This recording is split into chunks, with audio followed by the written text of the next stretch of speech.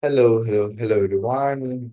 Welcome to my stream. I don't know how else do I call it. So I'm figuring out. I'm figuring out how do I go about this, how do I set the mood, and pretty much everything for this stream. My last experience with streaming was at Circle Chess. A few Circle Chess streams out there, which I have goofed up pretty much for all the streams. I think I've been very goofy since I was like scared, very anxious because I was doing it for the first time. And I had assumed that when I do it for the next time, I will not be scared. I will not be anxious. But turns out I'm still anxious. I'm still scared because it was a long time before, and now it's not. I mean, the whatever I might have learned is probably poofed away. So let's get going. And from day one, I think.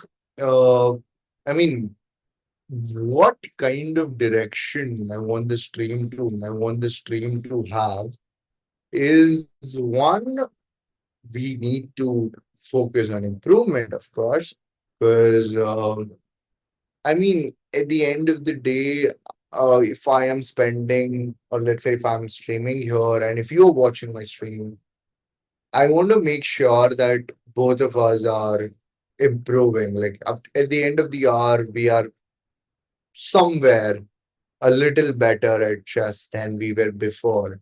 So that's definitely our primary focus. And the second thing is, how do we be consistent with this? Now, for me to stream consistently and for you to come here consistently, we have to make sure that this is fun. We have to make sure that this is interesting. Now, there are again two ways of doing that as well. One is that I mean, it's how I conduct. So that's just literally my personality. And if it sucks, then it sucks, right? So if it does not work, it does not work, right? And on the other end, on the other end, it is the kind of people we bring in, and we will have a lot of people as we're going forward. And every time we have new people, I think every person is going to add some different kind of value or make the stream more interesting or more fun, right? The topics of the stream could also make it interesting, but these things are something that we will figure out as we go. Also, for the language of the stream, I think I'm going to pretty much stick to English, maybe occasionally Hindi, maybe occasionally Kannada, but I mean that Kannada will be a little late because I don't want you all to start laughing at me from day one, right? Because I mean my Kannada is not so good, but I do love speaking it. So I'm still gonna go forward with it. That would be one thing. And we'll also try. I mean, I'm not gonna try, I think I'm going to be very mindful of my language in terms of uh how like could kids watch this? Could children watch this? So that this is open to all age groups. I want the chess to be open to as many, sorry, I want the stream to be open to as many people as much as much chess is open to people, which is everyone, right? So we need to do that. But when I say everyone, I do not mean everyone in terms of uh, humor or in terms of people. Like, I mean, at the end of the day, people who are going to come to our streams are people who are going to, be like us. So it's like across the age groups, it's people like us who have similar goals and are looking for improvement and want to stay consistent with it. I think we are going to be able to do this together. So this first stream has not been shared anywhere. This stream has not been informed to anyone, but it is what it is. And I mean, I wanted to have the test stream a little low pressure. I didn't want to be so scared that, I mean, I know nobody would watch even if, I mean, no, if I shared, I think people might have come. but I am not going to share it because I want to just get started, have one stream up there, and then probably call from the next stream. Also, have to express my gratitude to the fact that I got so much learning in chess through circle chess, through multiple course, on teachers on YouTube. Uh, Definitely biggest shout out to Agat Mentor and um, and this stream and every stream of mine will be in thought, at least in spirit, at least dedicated to Daniel Lauditsky. He is my sensei. He is a sensei for a lot of us. Um, but he is not with us anymore. But I have been a huge follower of his when he used to stream. Now, even in his absence, I'm going to keep it, I'm going to keep this dedicated to him. And yeah, that is something I wanted to put it out there. Also, of course, I need to thank my grandfather for starting technically teaching me the first things of chess, first ABCs, and then my friend Vijay, who taught me pretty much the C to Z of chess, which is castling at to Zugzwang. So basically, he taught me the other stuff in chess, which I didn't know, and he has been my friend for past 7 8 years, like after teaching us. So like we have been studying school from ages, but we got close due to chess, and then we have been friends due to chess for a very long time. We have always been close rivals, uh and have been pushing each other. So I'm grateful to all these people, these institutions, all and I mean, there's some names I've not mentioned, but slowly, probably every time something pops up, I might be able to reference some or the other person. So with that, I am good to go, and let's start the chess stream zero. I mean, what do we do today? Something which is useful and something which is fun. Okay, I do have.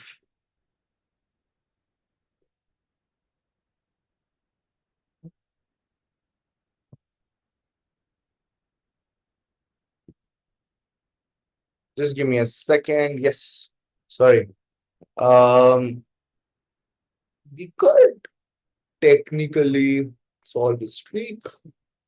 I am at 72 right now, and I could push for an hour, and we probably could discuss all of these puzzles, break it down, and go forward with it. Yeah, maybe it's pretty low key and good to start today with this. We will do, I mean, my streak is at 72 and I want to push it to 100. So probably we'll do 20 30 minutes of this and then I'll play a game, which is my usual routine with chess. Sometimes I skip the game, but puzzle solving is pretty much what my routine is. And this is what I would highly recommend for everyone. That I mean, I have wasted a lot of time trying to figure out what is the best way to improve and everything. But you don't need the best way, you need a way that you stick to. And from that perspective, something that is the easiest and let's say you can easily get into it is, let's say, just solve puzzles. Just keep solving puzzles and you will make progress. Okay, and if you can do puzzle streaks, I guess that's slightly even better. Because tell you that, I'll tell you something. I'll just show you first. I'll share.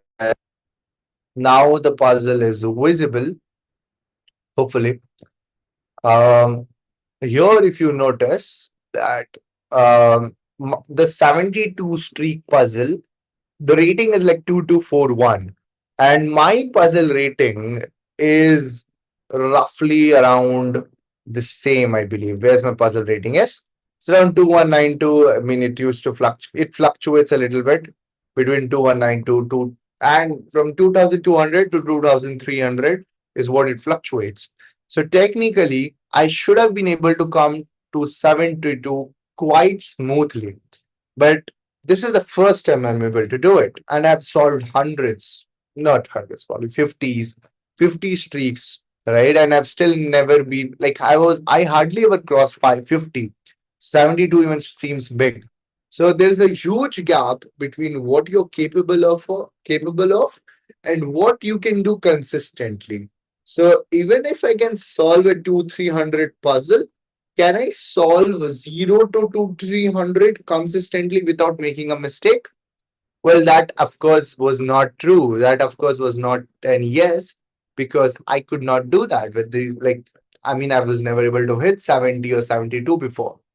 So that's a sign for all of you to also go try out streaks. And if you're able to comfortably come to your puzzle rating on the streak number, like if there's a correspondence there, so, like let's say if it's 200, then it should be around 72. You will see this here.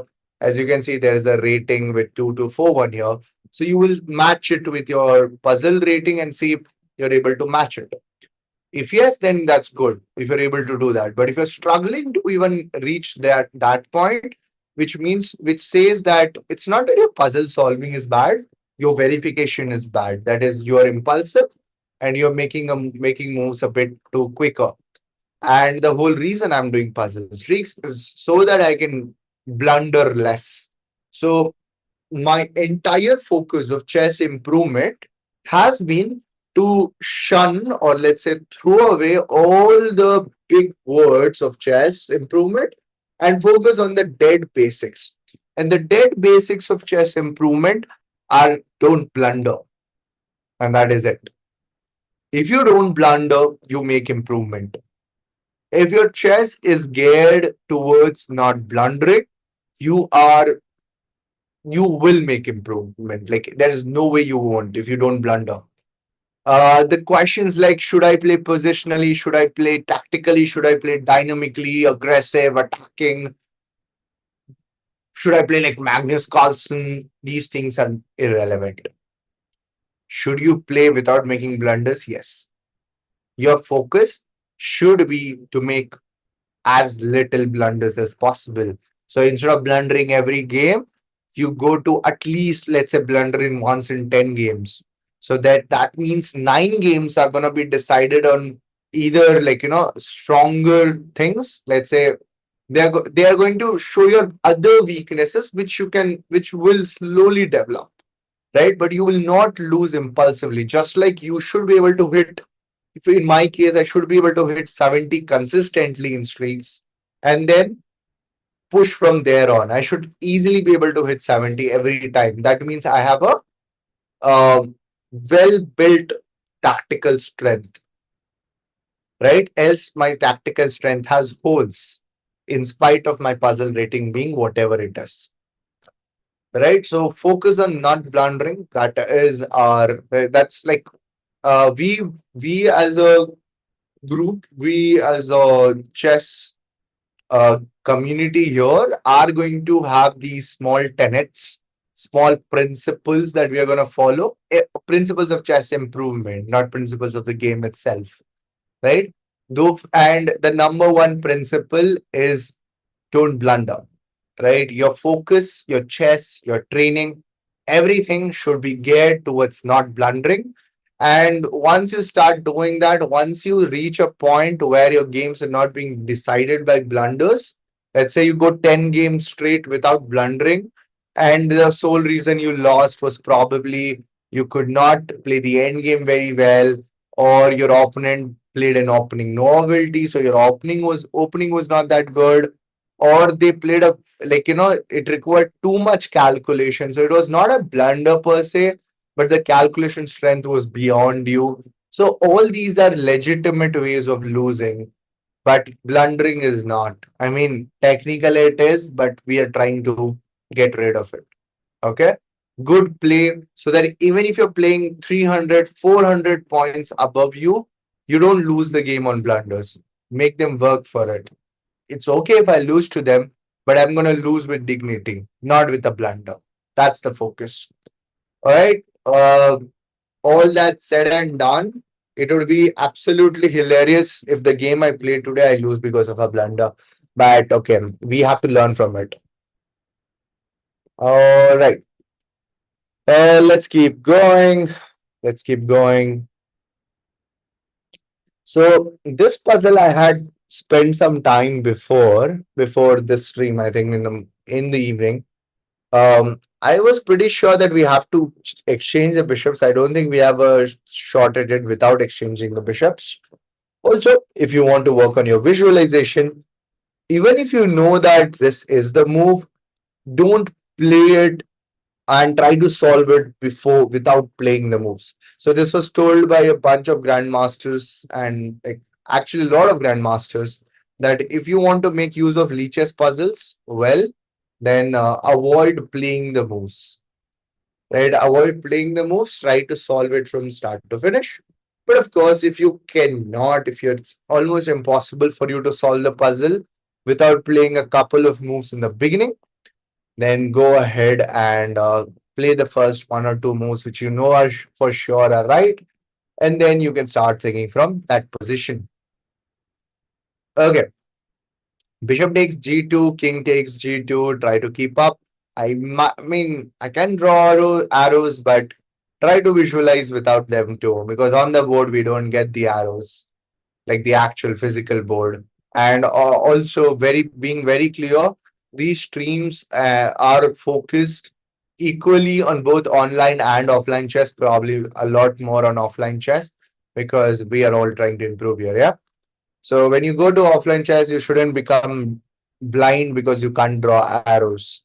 All right, bishop takes g2, king takes g2, king e3, um, king e3. And if some of you do struggle with coordinates for now, I will draw the arrows later, right? Later, when even I know for sure that this is what I want to do, I'll draw the arrows. Until then, try to keep up. Even if you struggle a little bit, this will help you learn the coordinates too, right? Bishop takes g2, king takes g2, king e3. And let's suppose white tries to hold on with king to h3. If king to h3, I think I can go king to f3. Well, if they then play g4, I can play king to f4. And if they play king to h2, I can take king takes g4. If they play king to g2, then, or let's say king to anywhere, I think I can take opposition and promote from there on. I don't see a reason why I cannot. On the other hand, I'm looking at another variation here, which is bishop takes bishop, king takes on g2, and then I go g4, which is also something I was suggested today by other people. Bishop takes bishop, king takes bishop, and g4 looks good, but what am I playing after king e2? Bishop takes bishop, not king e2. Sorry, my bad. That was a mistake. Yeah. Bishop takes bishop, king takes bishop, g4, and king f2. What's my move? I could play king to d3. This is called outflanking, I guess. And then they can play king to g2, most likely. Yeah. And I could then play king to d2. They can play king to h2. I can play king to f2. They can play king to h1. I can take king takes g2, g3. They can play king to g1. I can push pawn to g4. Wait, I've already pushed the pawn, right? Yes. So I can go king f2. They have to play king h2. I can go g3. They go h1. I can go not g3. Yeah, they can g3 h1. And I think I'm promoting. So this is a dilemma, and this is a dilemma I faced even before when I was trying to solve this puzzle, is that both lines seem to work. And Not in real games. In real games, sometimes both lines might actually work, but at least in Leech's puzzles, I haven't seen two lines working at the same time. So it's very likely that one of these work and one of these do not. And that is the struggle, and that is what we are going to dedicate the next 3 or 4 minutes to figure out which of these lines don't work. If we're able to establish that, then we can play the other one. I'll also quickly grab a water bottle and be back. You can also think with me, or you can, I mean, since if you're even watching this, then you'll probably be watching it later. So you can just skip forward if you don't want to think. But I would encourage you to think in this position. Right, be right back.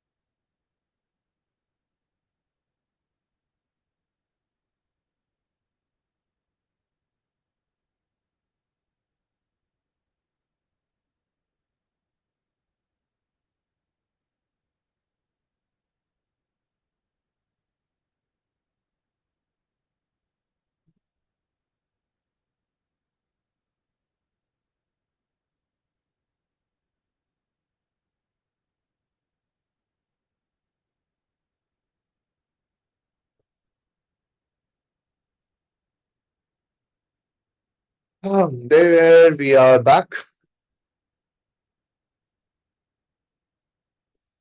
And I have no clue why I've been using V.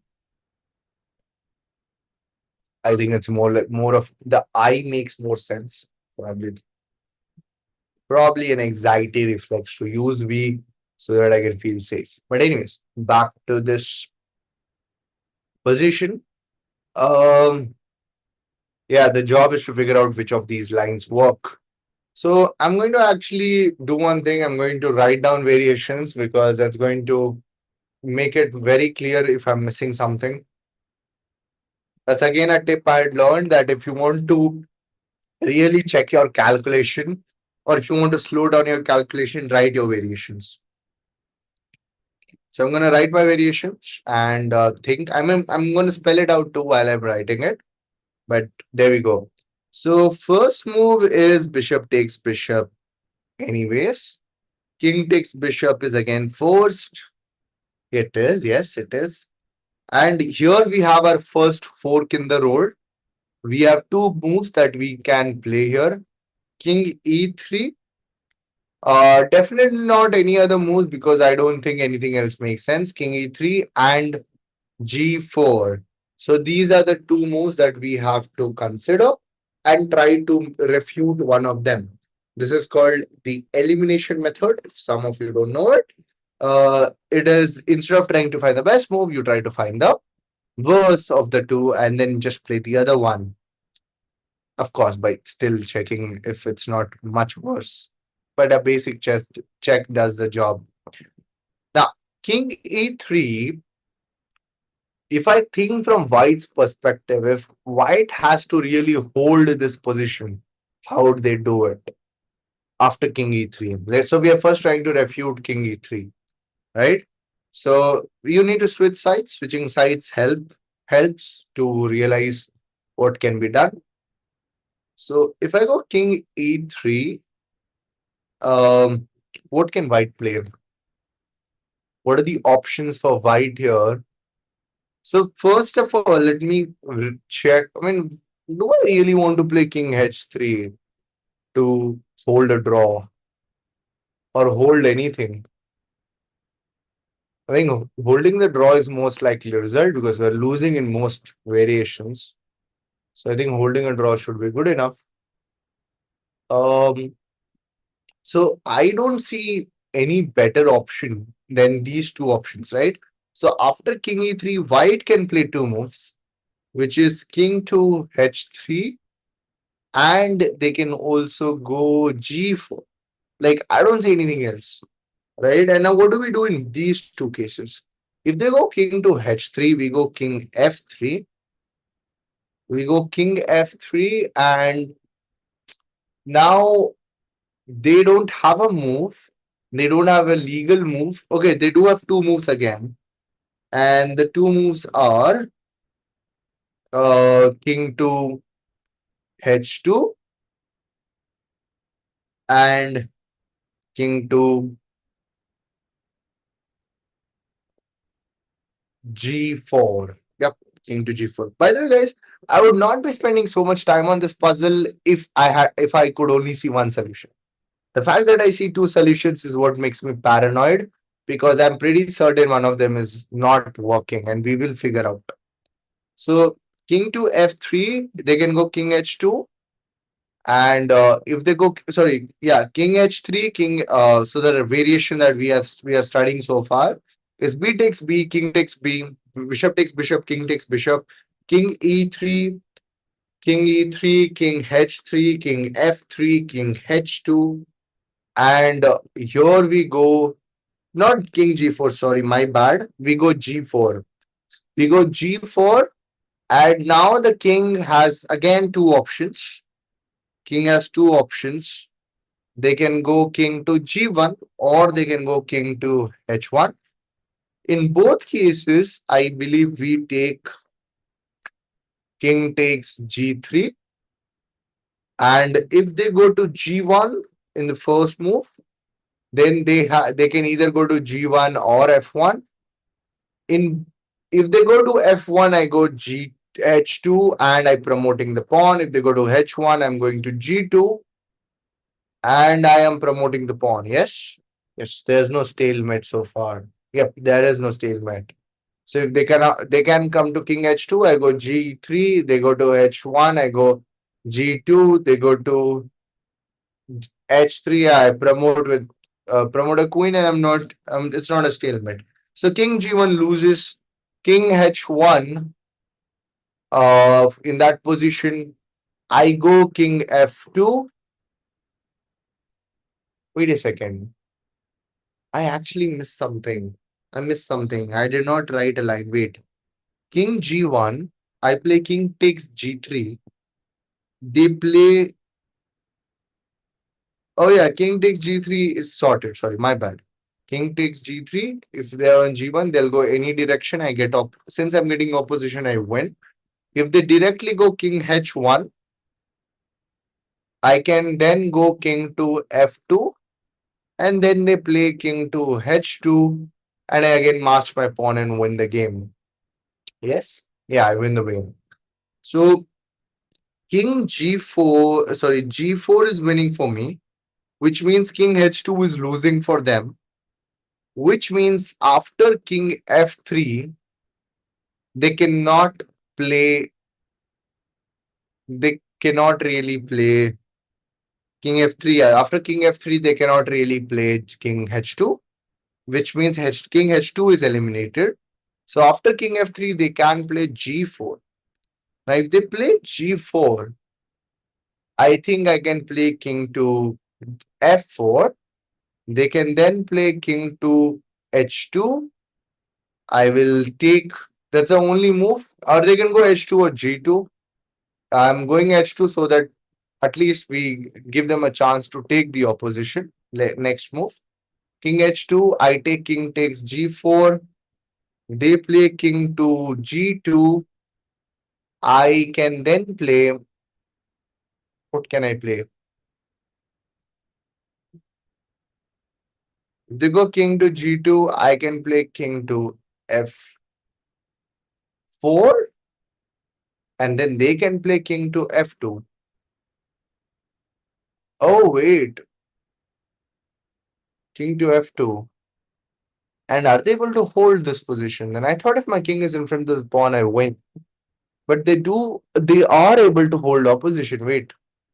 King to f4, king to f2, king to g4, king to g2. If I go king to f4 again, king to f2, and if I play g4, then they can go king to g2.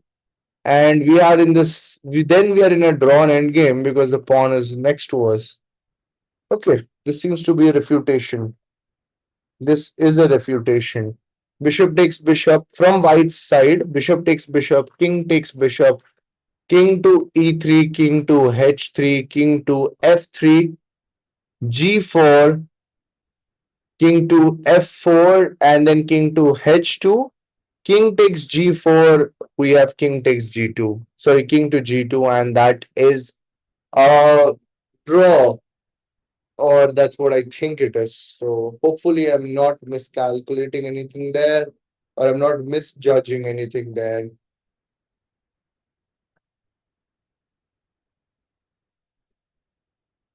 Yeah, I hope I'm not misjudging. I'm pretty confident that there's a refutation. So that leaves us with the other line. Bishop takes bishop, king takes bishop, g4 immediately. So in a comparison sense, again, this is a topic, this is a concept and calculation. If I compare the two lines, I have a g4 already here, which stops them from playing g4, which was a problem in the other variation. So bishop takes bishop, king takes bishop, g4. And if they go king to f2, I play king d3. If they go king to g2, I'll play king e2. If they go to h2, or anywhere for that matter, I can play king f3. And then this game is sorted. Yep. Okay, now my 72 streak is on the line, and it's on the line of my calculation. But let's hope that this is correct.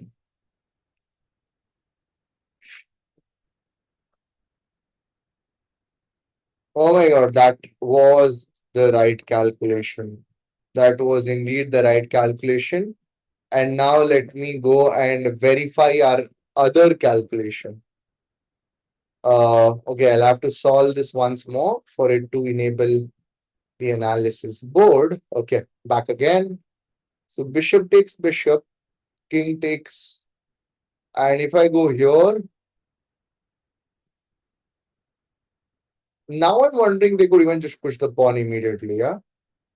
So that if I go here, they can play here, here, and here. And if I take, they take a pawn. So two ways of gaining opposition. They could even go here, and I have no option but to play this. I mean, there's no other way to make progress, at least. So I go here, else they will invade here, right? They will invade. So then they push the pawn. And if I have to make progress again, I have to stick with this pawn. This will not give me anything. So I have to go here and they go here, takes, and this position is what I feel is a draw because no matter what, they will hold opposition. So this puzzle also highlights a very important thing, which is my weakness in end games. And like I could not really assess this position properly before, and I thought even this is winning. Like I just thought that if my king is in front of the pawn, I'm winning. But that turns out that was a misconception. You need to be not 4 squares away, but 3 squares away. Then it is definitely winning. Yeah, because this is just like if I keep going far, they can start coming here. And now this is just a draw. Yeah. But the other line, the pawn endgame that we reach is something like this.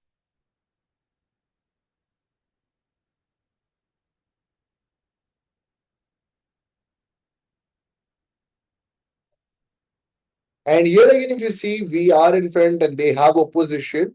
But the better part here is if they go this side, I can indeed push this pawn. And if they go here, I can push it again. This is a privilege I did not have last time because after I push, they would not like if they had a square behind, they would go here instead. But they don't have that square. So they have to go here and here I can push this pawn. And that's how we win this game. Lovely puzzle. And to be honest, many of my streaks I have lost because of the end game. Uh, it reinforces like you have to work on your weaknesses if you're solving streaks, which is why it's one of my favorite training tools, freely available. All right, it's time for a game now. I think we can play a game. And let me see if I can invite a friend over to play the game.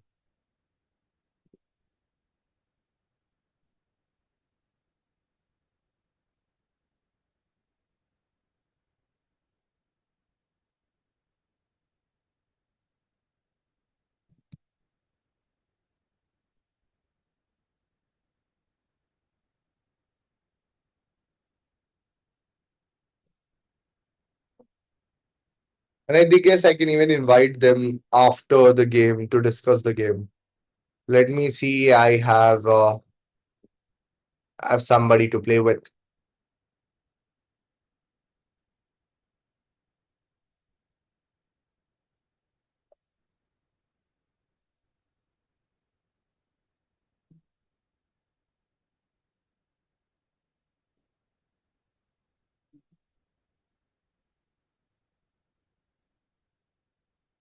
Okay, maybe not here. Then I'll go bring from somewhere else.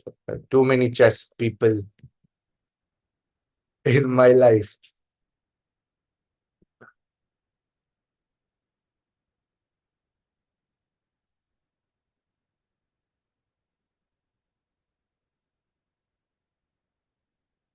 Probably 10 plus 5 is a good format.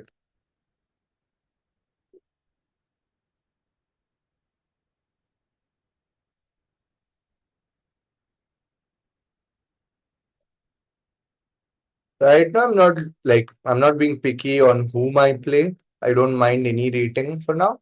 For this game, maybe next game I would uh play. If this game ends quicker, then probably we play another game with in a rating category.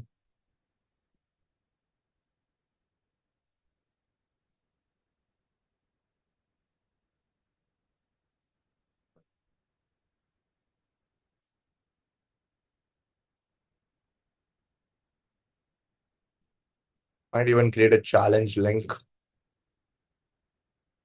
So if this was like an actual stream where you we had people here right now, then I think some of you could have directly joined.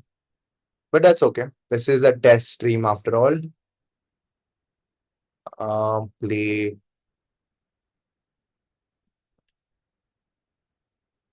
And I also think it's going to be a little tough to play on stream. Uh, because I'm also keeping it casual. I don't want to lose rating points right now. Because again, I'm not so sure how like does it affect me if I am while streaming or while I'm yapping.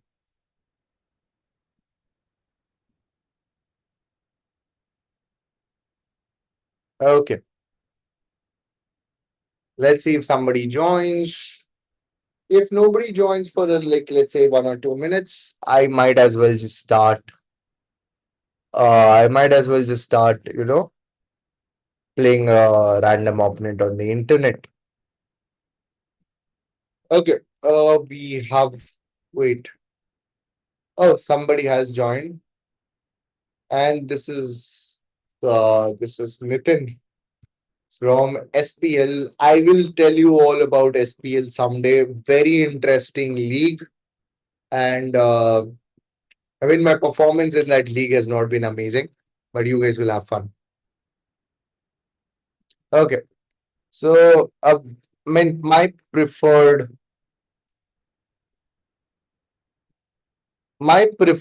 anti-blunder defense from Black has always been Karo Khan. Very rarely do I make mistakes in Karo Khan, but I have. It's not that I haven't. Especially in the exchange variation, I've had my struggles. Um, I guess I can go here directly now, but then maybe pawn push could be a problem. But okay, so I'll play this and then I think I've seen this before from Nitin. Nitin has played this earlier as well, and I'm not so certain what I need to play. Looks like a good idea that if I play bishop e7, they get to exchange their bad bishop. But there should be a problem with this move. So for now, I'm going to let this bishop sit here. I'm going to go queen b6, hitting this pawn. And okay, we have some weaknesses now. Some. Bishop check won't work. I think they're just going to get the bishop back. And I think I can kick the bishop as well. Maybe just develop first. Yeah. I'll develop a knight. Probably play c5 and then think about anything else.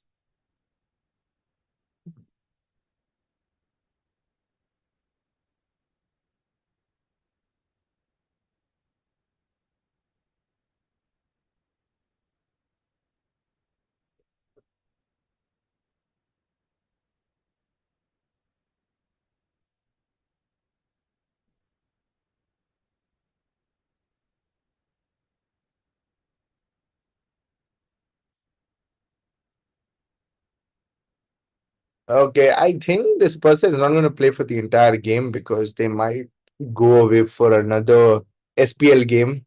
Okay, as I said, I'll tell you what SPL is later. And I don't think this is bad, probably, anyways. Like playing bishop takes bishop is not bad. If this game is not, it does not go full.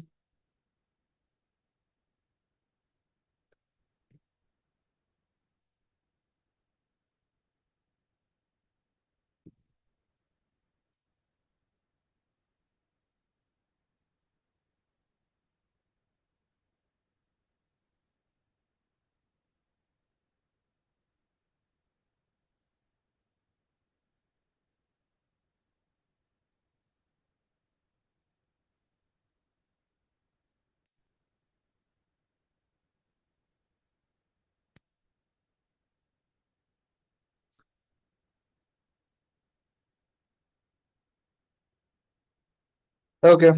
Um, I guess I can take here. I don't see a reason why I shouldn't. I mean, there is a little fear that his king is castled and everything, but okay, why not? Let's see.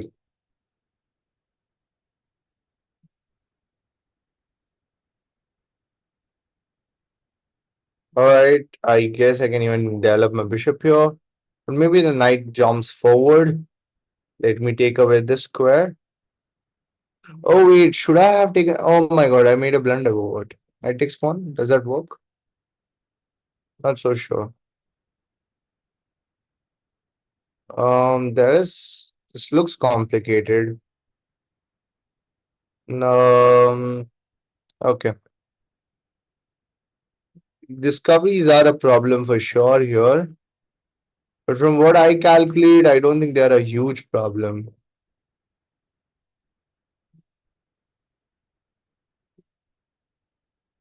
Okay, so the discovery has been awarded, and we are up a pawn. Comfortable position. I guess I can even just go out of the discovery now.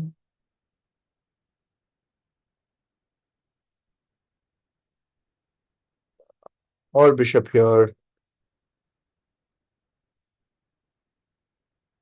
Uh, just a little scared with b4 kind of stuff. Okay, I'm just gonna go play a little safer.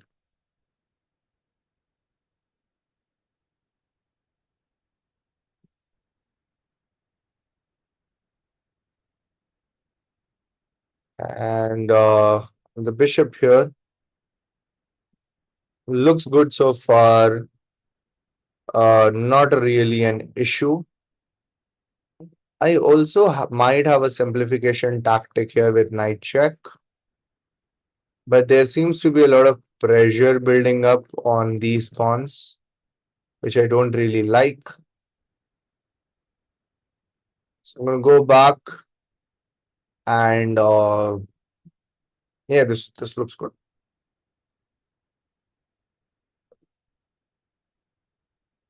There is pressure on night here. Yep. I was half scared because of this.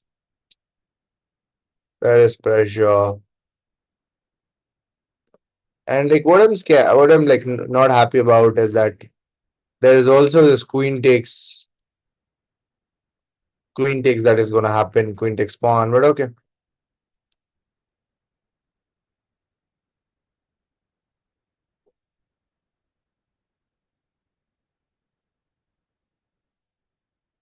Okay, I've left to draw because as I said, he would have to go somewhere else. And this position I think is probably better for white. Uh what happens after this is the question. I think I want to play knight here. Oh wait, that blocks my queen. Probably knight here then. Oh, but there's this knight check. Scary stuff. This is probably better for white. I kind of like as I said, like I was a little worried of the fact that my king is not castled. Going for the pawn felt scary simply because I felt "Huh, my king is not castled. I might be in a little trouble."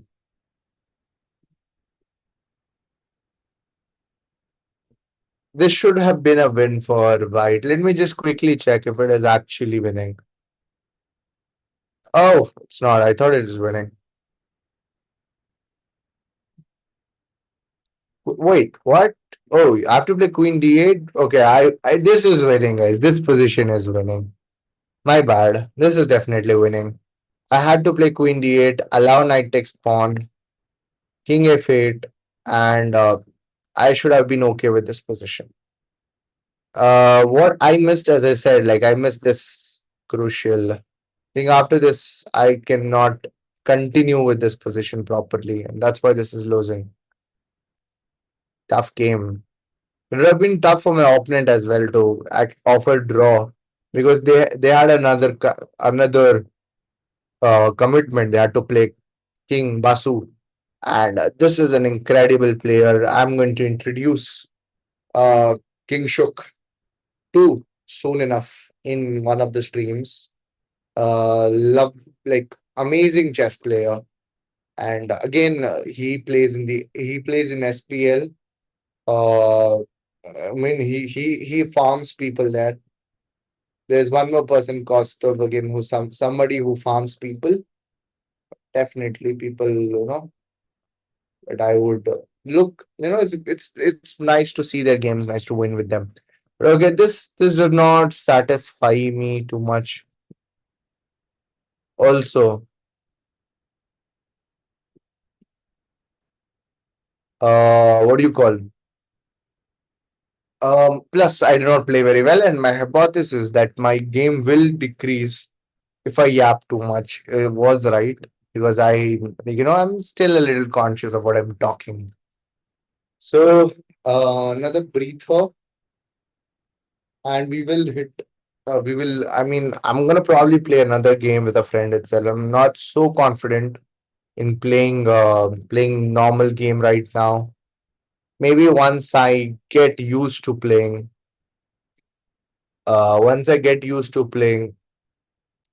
on stream a little bit, then I could start playing rated opponents as well. Uh, hmm.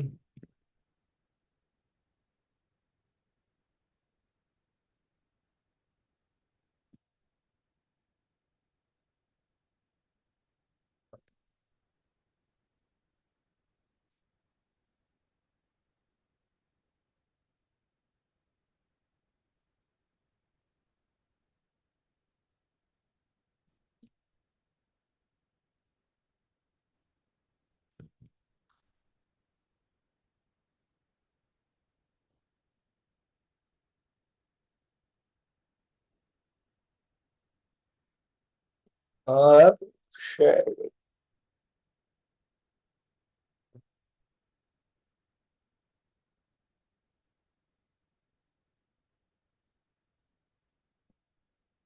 Oh, there is somebody already in the game, which is good. and we can get going. I guess I had played Lakshmikant once, and that was a tough game if I'm not wrong. Yeah, it was a tough game. Another person from SPL. Um, I guess they're gonna go for this Jobawa London setup. I'm gonna go with a Fianchetto and chill.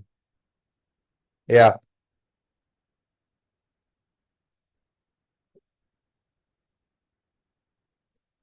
I mean Fianchetto discourages attacks, and if you are attacking, I mean it shouldn't be the right thing to do. Let's see. I'm gonna go with this. Hoping to play E5. That's probably the. Wait, what?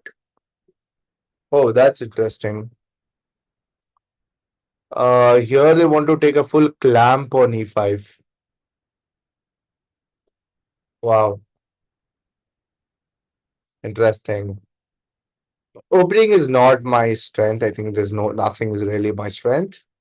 I am Sarvanan said it very bluntly that at your level, at our level, basically, that there is no weakness, there is no strength. Everything needs to be worked upon. So it is what it is. Um, E5 is what I want to play. Knight takes bishop feels scary. This is an idea. This is actually a middle game idea where you're gonna clamp on E5, and that would be a game. If I'm not able to break E5, then I won't be able to really play this game. So, okay, I will take it because not taking is not the right way to play this position. And I'm going to go for this break with C5 immediately. So, trying my best to open up the position from get go and like reduce the clamp on E5. I think the clamp works better if you have this pawn over here, which is not the case. And now I'm a bit greedy. I want to play C4, but is that really an idea? Is that really a good idea? Like go C4, then go B5, like build B5, B4. Okay, let me not get greedy. Let's just solve the first problem of the position, which is the clamp on E5. And now that's gone. Life is good. I'm not taking bishop takes bishop, of course. Now we can develop. Here again, what could they do is not sure what can they do really. Oh, I can threat knight here. Can they take knight takes knight? Yes, they can. So I'm gonna just push this pawn. Support this. I mean, I would have loved to bring my bishop out first, but this pawn was in danger, so it is what it is.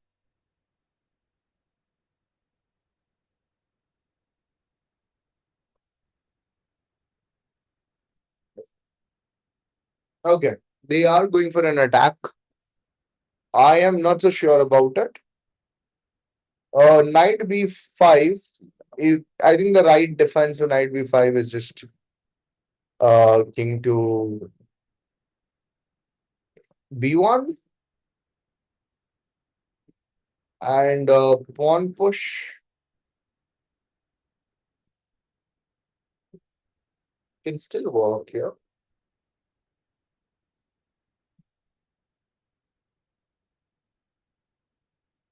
A pawn push does not work. I do feel a little bit of pressure now, but okay, I'll play knight b5 for the sake of playing it.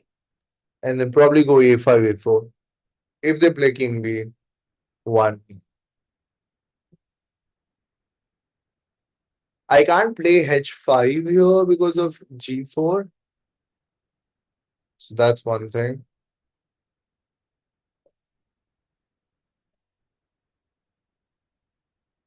I burnt quite a lot of time to decide knight takes bishop. As I said, I did not know what is the right move. So I went with my judgment that if I can get rid of the clamp, maybe the bishop pair should be better. Okay. Now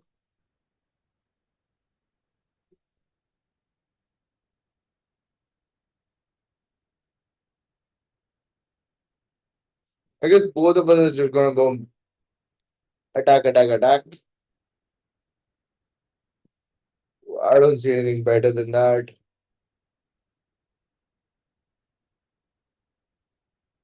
Uh, I am definitely looking at giving up the knight, but at a fair price.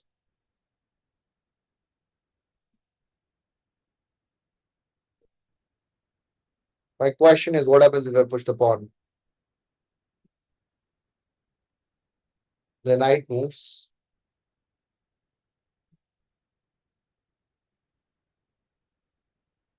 If they take our knight, I think we are able to reach them faster. Then maybe our attack might work.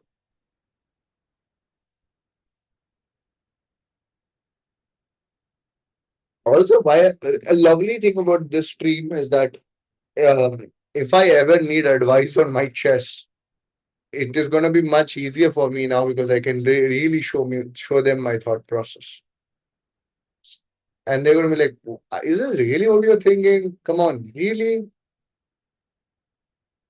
Like really, brother? Okay, so I'm going to lose this pawn or what? Maybe. I'm still wondering, can I give up the knight?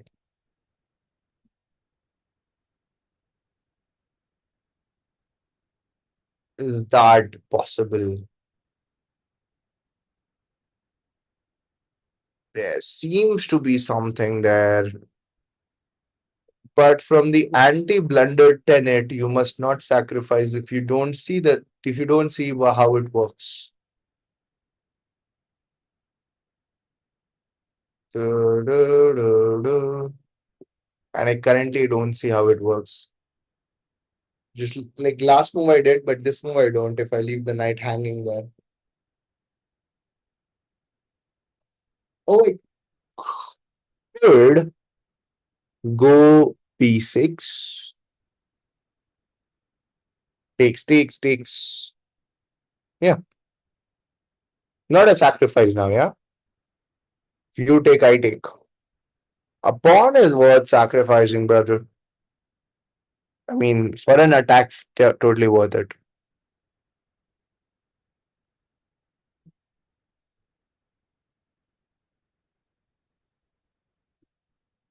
Did I blunder anyways? I don't feel so. This definitely felt different than the other one.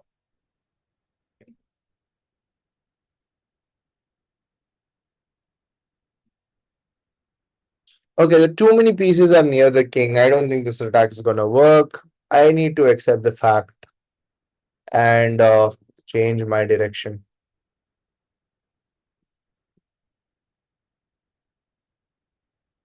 I mean, what do I have?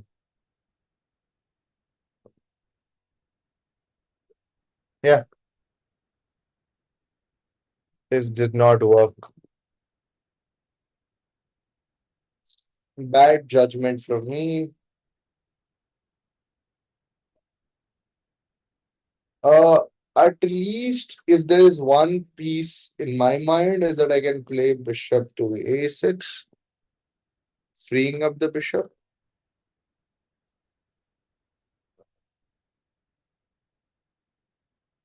Also, the cost of a pawn, two pawns or one pawn?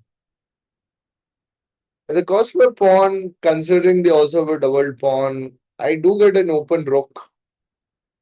That could be something. I might even play bishop to d7. Now I don't feel so keen on bishop to a6 because I don't think the exchange will help me so much.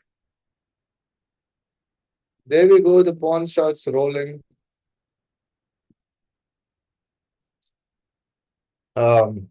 Scary.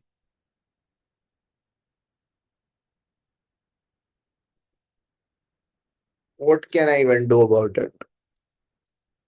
I don't think much can be done. So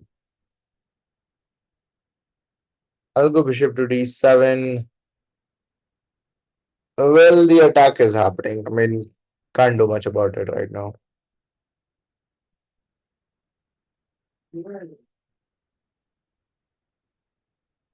I just said the previous game with Lakshman Kant was also very close. I guess I can show you that. Wait, how do I open link in new tab? So yeah, I do get distracted like this during a game as well. I end up going and seeing the past.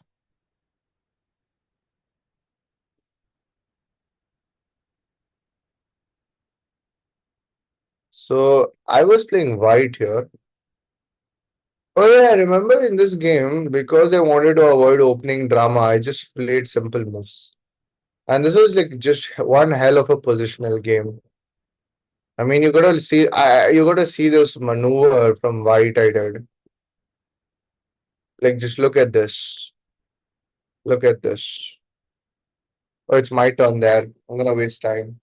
And here in time trouble, the game went in totally in my direction. But okay, it was a very, very close game. Okay. Now I guess there are chances of a blunder here. Quick check. Is pawn to d4 a blunder? Pawn to d4 winning.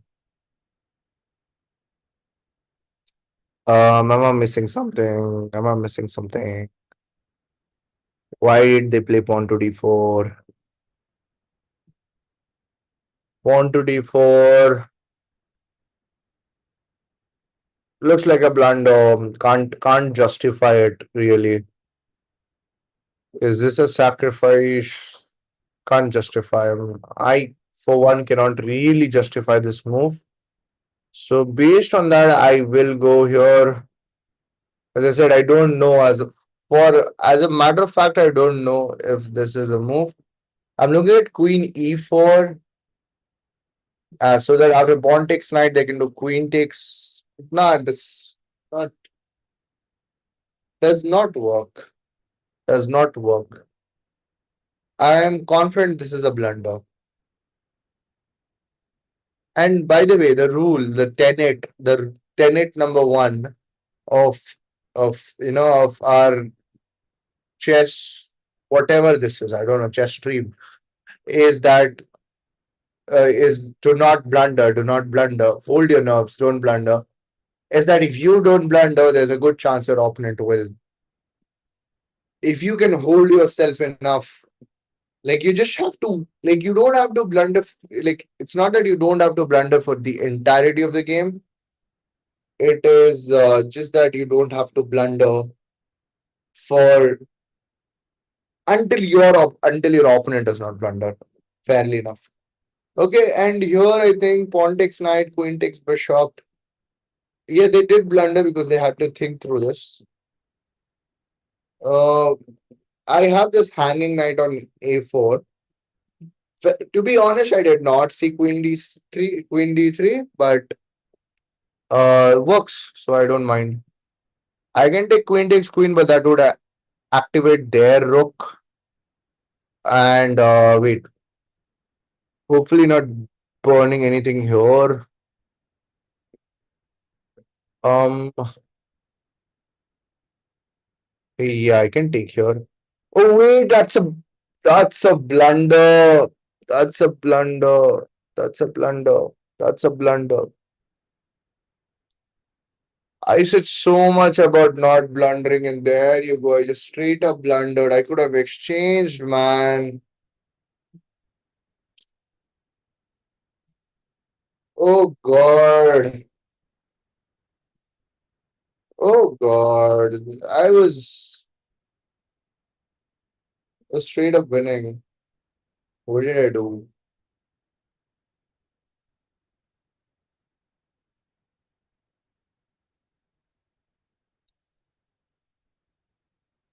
This is not acceptable. Phew. As I said, the yapping affects. It does affect.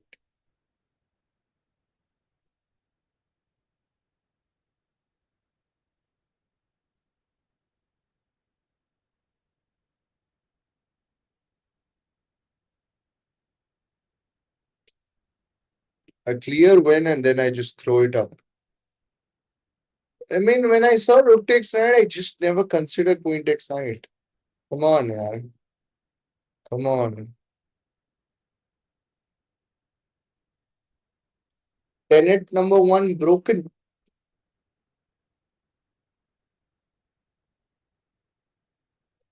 Oh God.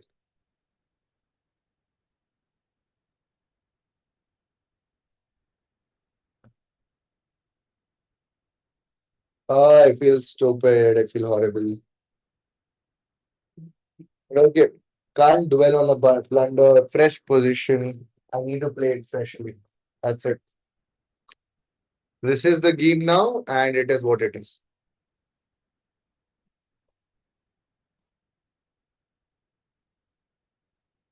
We have six pawns. They have seven pawns.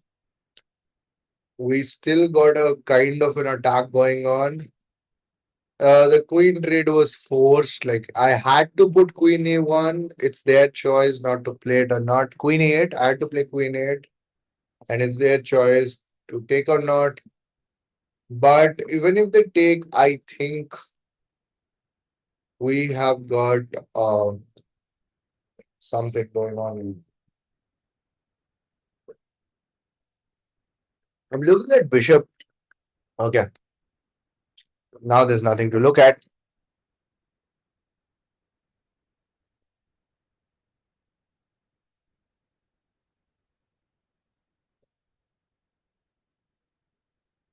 There you go. This was a move for sure.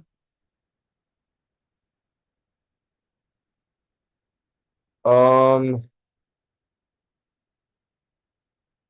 I'm looking at some crazy stuff. I think my mind's not ready to accept what just happened.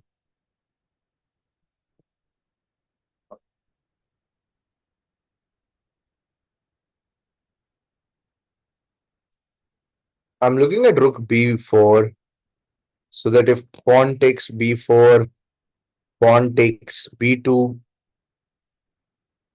then there's c3. Yeah, it does not work because I just go back, pawn push. Yep, that was there. I can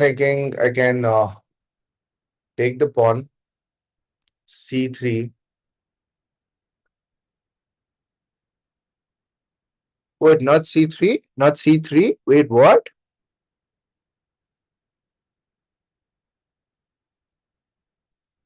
What if rook takes bishop now?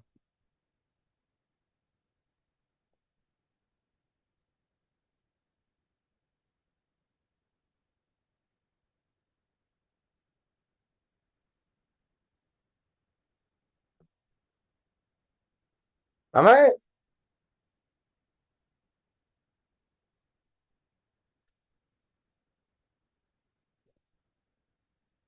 um,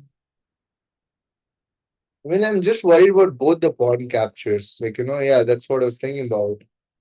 Because there is some drama with that. I can choose not to take it, but that's risky again. If I take it, there's rook h7.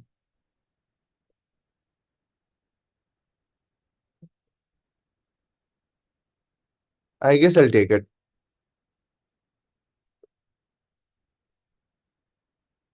Check. I could go king to. Oh, wait a second. Is the idea to go? I shouldn't. Oh my god, how am I missing these simple ideas? If I go king to g8, for example, they're gonna go rook takes bishop, I guess. Check, takes, and then pawn takes rook. Because then there's no rook h1. Oh, do I not have it? I do have it. I do have it because the rook on h1 is hanging. I can go back. I could have been gone g6, but just wanted to avoid any stupid checks later on. I mean, technically, it's better to have your king active, but okay, I was just a little worried. I mean, I'm missing things. Need to account for the stream and the effect the stream is having on me. It's not the stream, technically, the yapping. And I don't yap so much while I play, of course. It's always going on in my head. So, okay, well, I'm like c4 is a move, probably. C4. C4, rook takes a4, pawn takes rook. Rook check, king moves. Rook takes rook. Should work, yeah. Should work.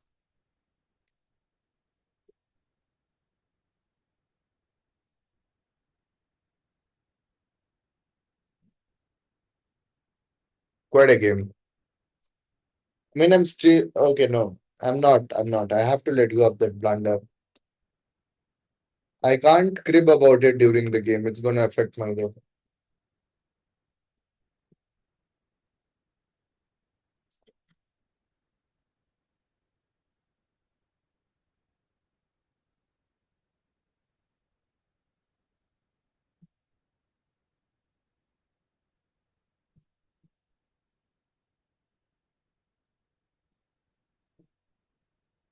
There's also the time disadvantage.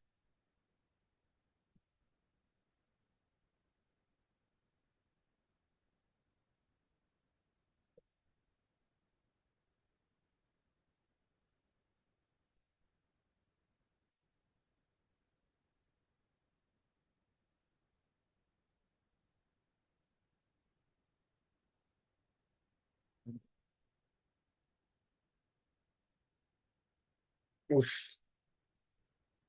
Sometimes this pressure is too much, when you think you're winning, but it's your opponent's turn, and it's like there's this crazy fear. What if there is something you're missing? Rook takes bishop does not work. I thought rook takes bishop works, but it does not. Uh,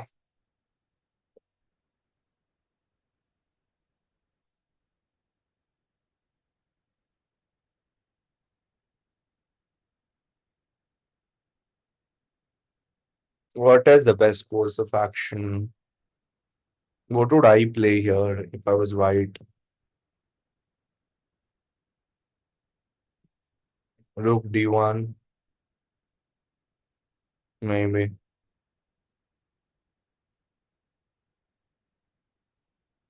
Yeah, probably rook d1.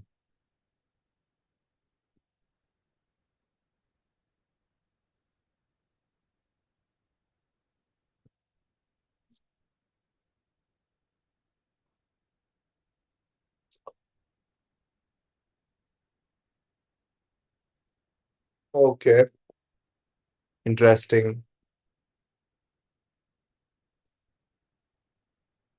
What's the idea? If I take rook takes pawn, rook d1, d8 check, king goes to f7, rook d7 check. I think I have this. Yes, I've got this. Okay, this is a mistake, a blunder, and this is GG. Good game, boss.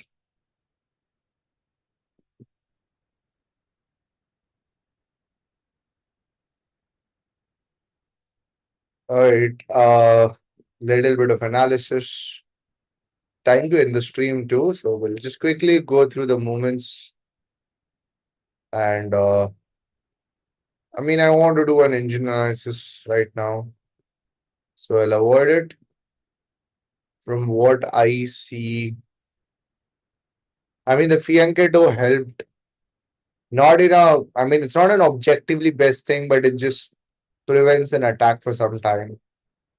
And this idea I'm like, retrospectively, I'm not sure that I should have gone with this attacking idea because of how many pieces were near the king.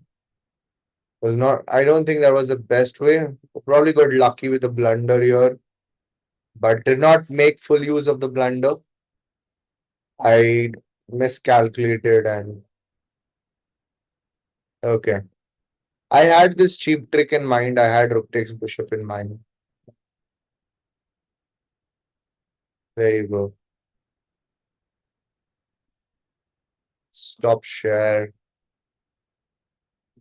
Thank you so much. I mean, whenever you're watching this. And I think I've successfully finished my first solo stream. I don't know where it is. How do I turn